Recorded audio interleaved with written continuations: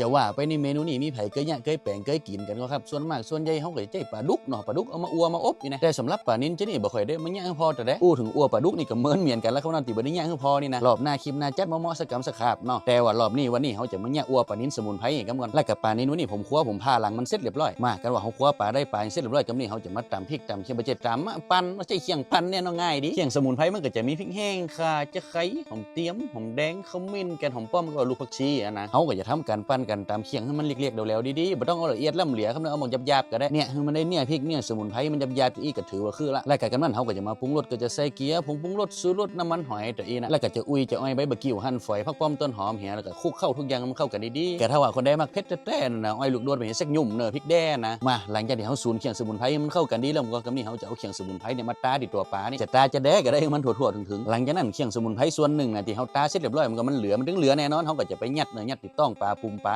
ยัดลงไปทั้งหมดยัดลงไปให้เสียงกันหลังจากนั้นเขาจะใจตอกนะคนได้บ่ใจตอกก็ได้ใจเจียกก็ได้แต่เจียกนี่ต้องเป็นเจียกฝ้ายเขาเนอะบ่ดีเอาเจียกในหล่อนเจียกฟางเจียกอย่างบ่ได้เนอะในติดตัวปลานะคำนวณแล้วก็หลังจากนั้นเขาจะไปทำการปิ้งการย่างให้มันสุกคนได้สะดวกเนี่ยจะได้ก็ได้ให้มันสุกนะแต่ว่าวันนี้ผมพิเศษหน่อยมีโอ่งนี่แกนนะอบโอ่งไปเลยแต่ถ้าว่าคนได้บ่อบโอ่งจะนี่ก็ปิ้งย่างแต่ปกติได้เลยเขาเนอะบ่อันก็ใจเนี่ยมาทอดเลยน้ำมันมาอบร้อนๆจะนั่นก็ได้นี่กันว่าเขาอบโอ่งเสร็จเรียบร้อยก็นี่ก็มาเตะพอทางในมันเป็นจะได้นี่ขนาดบ่ได้บิจีนปลาเอามาเท่าไหนเพราะเรากินซาบเคียงสมุนไพรนี่มันแดงดังงันๆเนอะและการกินที่ถูกต้องน่ะมันต้องตักเคียงขึ้นมาโมที่จีนปลาจะนี่ครับนะนี่แหละปลานิ้นอัวสมุนไพรมันต้องกินเคียงสมุนไพรนักๆจะนี่มันถึงจะเหมาะเจียกะและก็หลังจากนั้นก็เปิดประสาทสัมผัสให้ลิ้นให้น้อยเนาะมาสักบุกเสลผม